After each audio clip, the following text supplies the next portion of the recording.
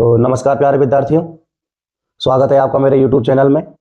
और जैसा कि हमने प्रश्नावली 1 को पढ़ लिया था, आज हम जो पढ़ने वाले हैं वो है प्रश्नावली 2.1। अब दोस्तों देखो, इस प्रश्नावली को पढ़ने से पहले हमें कुछ चीज़ें पता होनी चाहिए, नहीं तो इसके जो क्वेश्चन हैं इस प्रश्नावली के वो 2 मिनट में सॉल्व हो जाएंगे। लेकिन हमको 2 मिनट में सॉल्व नहीं करने हैं, हमको बहुपद के बारे में जानना है दोस्तों। बहुपद क्या होता है, बहुपद हम कैसे लिखते हैं, कैसे बनता है बहुपद, बहुपद कितने प्रकार के होते हैं, बहुपद में और समीकरण में क्या अंतर होता है, इन सब चीज़ों के सवाल के जवाब ढूंढने के लिए दोस्तों बने रहिए आप मेरे साथ वीडियो में। और देखिए, सबसे पहले बात करते हैं हम बहुपद के बारे में कि दोस्तों ये जो हमारा बहुपद है ये बहुपद क्या है। बहुपद के बारे में दोस्तों हम बात कर लेते हैं। देखो, बहुपद का जो शाब्दिक अर्थ होता है ना दोस्तों, शाब्दिक अर्थ, शाब्दिक अर्थ आप जानते होंगे। शाब्दिक अर्थ का मतलब है दोस्तों कि इस शब्द का अर्थ क्या है। देखो, जैसा कि हम हिंदी में पढ़ते हैं बहुपद, बहु मतलब अनेक, पद मतलब पद, यानी कि दोस्तों इसका जो शाब्दिक अर्थ होगा वो होगा अनेक पद। अनेक पद। अब ये अनेक पद क्या होता है दोस्तों? एक से ज्यादा पद को आप अनेक पद बोलते हैं। जैसे आप एक वचन बहुवचन पढ़ते हैं उसी हिसाब से अनेक पद। तो ये तो हो गया दोस्तों इसका शाब्दिक अर्थ, यानी कि इसमें एक से ज्यादा पद आपके होंगे। लेकिन इसके बारे में बात करते हैं कि बहुपद कहते किसे हैं, हमको पता कैसे लगाना है कि बहुपद क्या है। दोस्तों देखो, बहुपद हम किसे कहते हैं? यदि आपके जो बहुपद है उसमें जो चर है, चर, बहुपद में जो चर है वो जो चर है उस चर की जो घात है, चर की घात, चर की घात क्या होनी चाहिए दोस्तों? एक पूर्ण संख्या होनी चाहिए। एक पूर्ण संख्या होनी चाहिए भाई, पूर्ण संख्या होनी चाहिए। अगर पूर्ण संख्या नहीं होगी दोस्तों, चर की घात, तो फिर हम कह देंगे कि भाई ये बहुपद नहीं है। बहुपद होने के लिए कंडीशन क्या है? कंडीशन ये है कि चर की घात एक पूर्ण संख्या होनी चाहिए। अब इसमें दो शब्द आ रहे हैं, एक तो आ रहा है दोस्तों चर और एक आ रहा है पूर्ण संख्या। कुछ बच्चे ऐसे हैं जिनको ये नहीं पता होगा कि सर चर क्या होता है, अचर क्या होता है, पूर्ण संख्या क्या होती है। अब जब हम इनके बारे में नहीं जानेंगे तो दोस्तों इन सभी के बारे में हम कैसे जानेंगे? तो देखो दोस्तों, सबसे पहले हम बात करते हैं पूर्ण संख्या की। तो पूर्ण संख्या क्या होती है? पूर्ण संख्या, पूर्ण संख्या जैसा कि दोस्तों नाम से पता चल रहा है, पूर्ण संख्या यानी कि पूरी संख्या होगी, कोई बिल्कुल अधूरी नहीं होगी। पूर्ण संख्या का क्या मतलब है कि यहाँ पर ना तो कोई माइनस की संख्या आनी चाहिए, ना ही कोई अंडर रूट की संख्या आनी चाहिए। अब देखो दोस्तों, पूर्ण संख्या कहां से शुरू होती है हमारी? जो हमारी पूर्ण संख्या है दोस्तों वो शुरू होती है 0 से। 0, 1, 2, 3, 4 डॉट डॉट डॉट, इसी तरीके से कहां तक जाती है दोस्तों? अनंत तक जाती है। ये सिंबल दोस्तों अनंत का है, पूर्ण संख्या। तो दोस्तों देखो, जो हमारी प्राकृतिक संख्या है, प्राकृतिक संख्या, जो हमारी प्राकृतिक संख्या है दोस्तों वो शुरू होती है 1 से। 1, 2, 3 डॉट डॉट डॉट अनंत, यानी कि दोस्तों जो संख्या 1 से शुरू होती है अनंत तक जाती है उसको हम प्राकृतिक संख्या बोलते हैं। और अगर प्राकृतिक संख्या में हम 0 को शामिल कर लें, प्राकृतिक संख्या देखो यहाँ तक ये सब प्राकृतिक संख्या है, लेकिन इनमें जब हमने 0 को शामिल कर लिया तो ये पूर्ण संख्या बन गई। पूर्ण संख्या यानी पूरा अंक होना चाहिए, ना ही कोई बटे में संख्या होनी चाहिए, ना ही कोई माइनस की संख्या होनी चाहिए दोस्तों, तभी ये पूर्ण संख्या कहलाएगी। यानी कि जो चर की हमारी घात है ये कैसी होनी चाहिए? पूर्ण संख्या होनी चाहिए। ये तो बात हुई दोस्तों हमारी पूर्ण संख्या के बारे में। अब हम बात जो करेंगे वो करेंगे चर के बारे में कि ये चर क्या होते हैं, अचर क्या होते हैं। चलिए दोस्तों इनके बारे में चर्चा कर लेते हैं, चर और दोस्तों अचर। देखो, नाम से पता चल रहा है चर यानी कि चेंज होने वाला, जो बदल सके, जिसका मान बदला जा सके, जिसका मान बदलता रहता हो या बदला जा सके, बदलता रहता हो, बदलता रहता हो। दोस्तों आपने समीकरण सॉल्व करे होंगे, जैसा कि इस B C dot dot dot X Y Z. दोस्तों जो भी हमारी जो अंग्रेजी वर्णमाला के जितने भी हमारे वर्ड हैं वो सभी किसके अंदर आएंगे? चर के अंदर आएंगे। देखो इनका मान क्या है? फिक्स नहीं है, कभी भी आ सकता है, बदलता रहता है। कभी x का मान 4 आ जाएगा, कभी x का मान 6 आ जाएगा, कभी x का मान 10 आ जाएगा। तो दोस्तों इसका जो मान है वो चेंजेबल है, क्या है? वो बदल सकता है। लेकिन जो हमारी अचर राशियां हैं, अचर राशि यानी कांस्टेंट, जो कभी नहीं बदल सकती, जैसे आपका गिनती है 1, 2, 3 डॉट डॉट डॉट ऐसे अनंत तक। तो दोस्तों इसको आप 2 पढ़ रहे हैं तो इसको 2 ही पढ़ेंगे, यहाँ भी 2 पढ़ेंगे, कहीं भी चले जाओ 2 ही पढ़ेंगे। इसका मान कहीं भी नहीं बदल सकता, किसी भी कंडीशन में नहीं बदल सकता दोस्तों। तो दोस्तों चर और अचर उम्मीद करता हूँ आपको समझ में आया होगा। जिसका मान बदला जा सके वो तो चर, और जिसका मान कभी बदला ना जा सके वो अचर।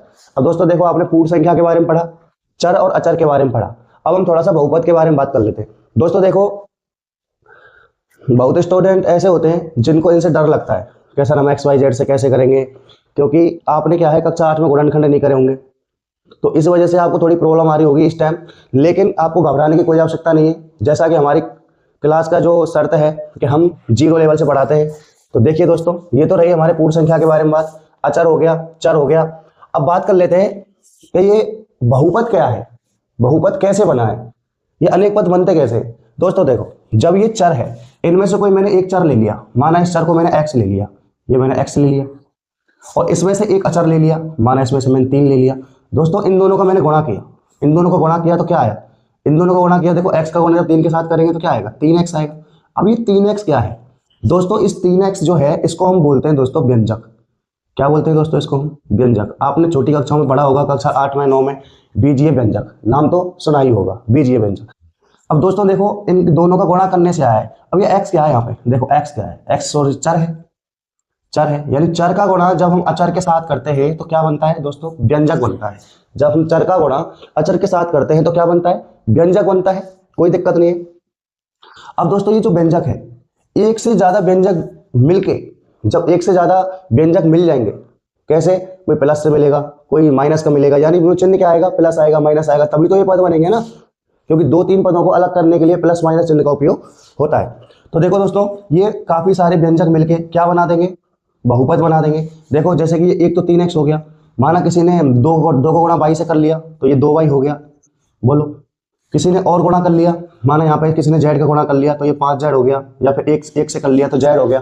तो इस तरीके से दोस्तों अब ये एक बहुपद बन गया। इसमें एक से ज्यादा पद है, देख लो 3 पद है दोस्तों। यहाँ पे ध्यान रखा जाएगा, पद को अलग करते हैं, प्लस माइनस, माइनस आ जा, प्लस आ जा, तो ही आपके पद होंगे। जैसे 3x यहाँ पे अलग पद है, 2y यहाँ पे अलग पद है, z यहाँ पे अलग पद है। कोई बात नहीं दोस्तों, यहाँ आपको पता चल गया होगा कि चर क्या होते हैं, अचर क्या होते हैं। चर और व्यंजक का जो, सॉरी, चर और अचर का गुणा करते हैं तो व्यंजक बनता है, और 2 या 2 से अधिक व्यंजक मिलकर क्या बनाते हैं, बहुपद बनाते हैं। यहाँ तक आपको कोई परेशानी नहीं होनी चाहिए, मैं उम्मीद करता हूँ।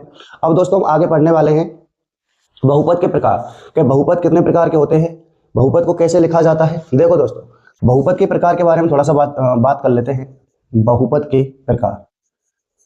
तो देखो दोस्तों, बहुपद को प्रकार कितने होते हैं। बहुपद को हम 3 भागों में बांटा जाता है, एक पदी, एक पदी, इधर आप द्विपदी कर लो, द्विपदी, इधर यहाँ त्रिपदी कर लो। दोस्तों जैसा ही आपको नाम से पता चल रहा होगा, ये एक पदी, यानी कि जिसमें एक पद होगा वही तो एक पदी माना जाएगा। और जिसमें जैसे कि ये लिख लो 3x, आपने 3x लिया, अभी 3x लिया, कॉमा 5x ले लो, कॉमा 7y ले लो, ये सब क्या है, ये सब एक पदी बहुपद है। देख लो इन सब में एक पद है, इसमें एक पद है, एक इसमें एक पद है, एक इसमें एक पद है। आपको ये मत कहना कि सर यहाँ पे 3 पद आपने लिख दिए तो आप कह रहे थे ये व्यंजक बन गया।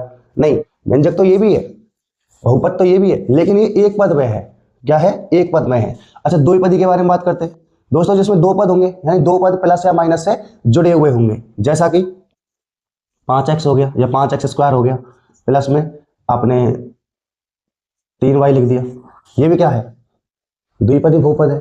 ठीक है, इसकी जगह आप कुछ और भी ले सकते हैं। त्रिपद यानी जिसमें 3 पद होंगे, जैसे यहाँ पे लिख लो, यहाँ पे 2x² प्लस यहाँ पे मैंने लिखा और 4x प्लस में 5 ले लिया, तो ये क्या हो गया, ये त्रिपदी बहुपद है। इसमें कितने पद हैं, 3 पद। कोई दिक्कत, कोई दिक्कत नहीं दोस्तों। इसके साथ साथ हम और भी पढ़ते हैं, क्या पढ़ते हैं, हम पढ़ते हैं, जैसे एक पद ही है तो हम पढ़ते हैं दोस्तों रेखिक बहुपद। क्या पढ़ते हैं, रेखिक बहुपद। इसके अलावा दोस्तों रेखिक बहुपद,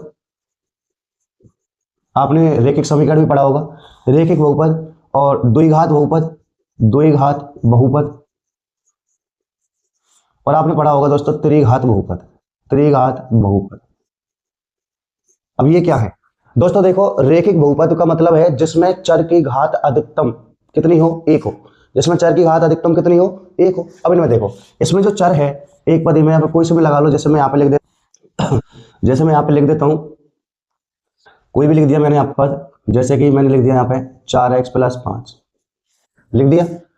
दोस्तों सर्दी की वजह से थोड़ी प्रॉब्लम आ रही है, जुकाम हो गया है, तो 4x + 5। अब इसको देखो दोस्तों, यह है द्विघात, यानी कि जिसमें हमारी जो हमारा बहुपद है उसमें हमारी अधिकतम जो घात रहेगी वो कितनी रहेगी, उसमें हमारी अधिकतम घात रहेगी 2।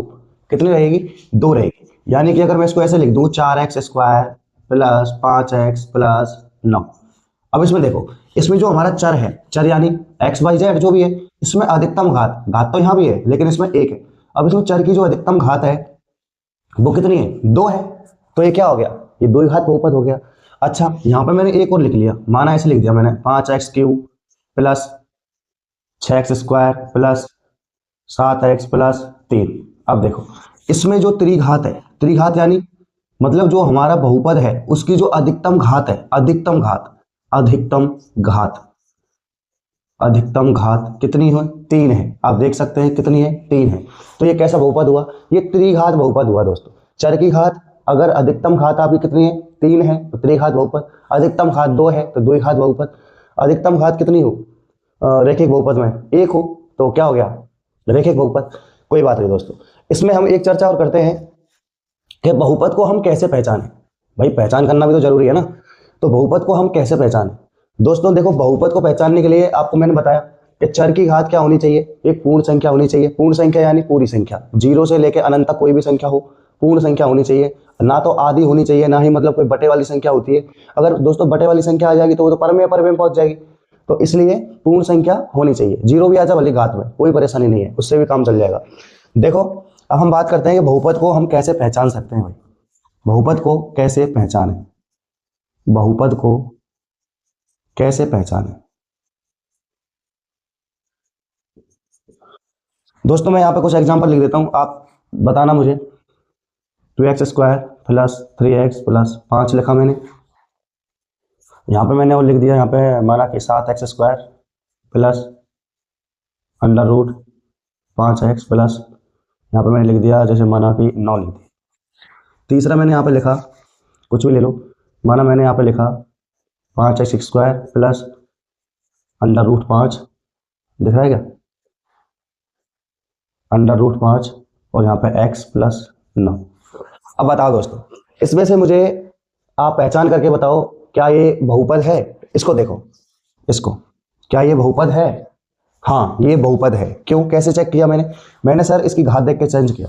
देखो यहाँ हमारा x है, x की घात 2 है। अब बोलो x की घात 2 पूर्ण संख्या में है कि नहीं है। इसमें देखो ये 3x है, अब यहाँ कोई भी नहीं है तो इसमें एक तो छिपा है ना, तो छिपा हुआ है, तो एक तो है, एक है कि ना पूर्ण संख्या में है, कोई दिक्कत नहीं है। तो यानी कि ये तो एक बहुपद हमारा है।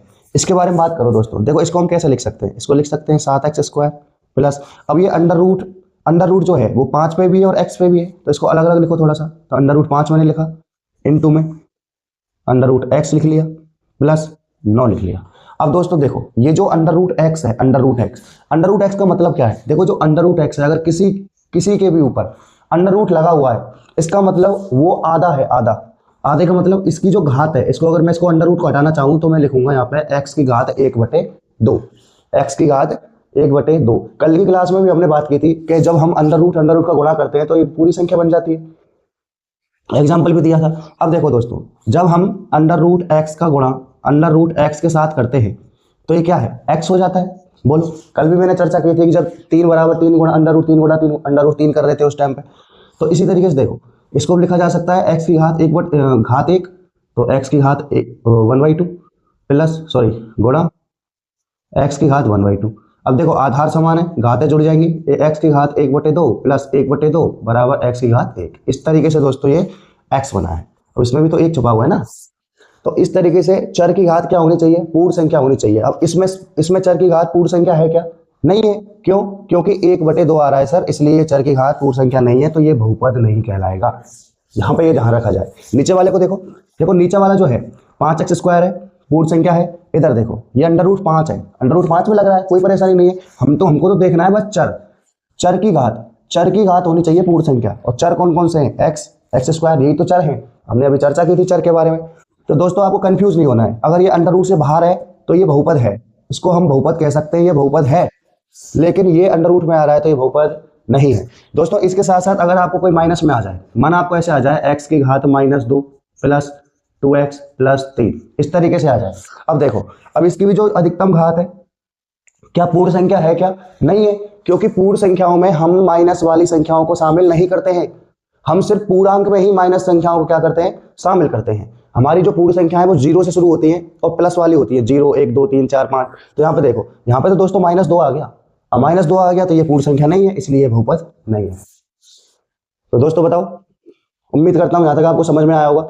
सबसे पहले हमने देखो क्या पढ़ा, सबसे पहले हमने बहुपद का शाब्दिक अर्थ पढ़ा कि इसमें एक से ज्यादा अनक पद होंगे।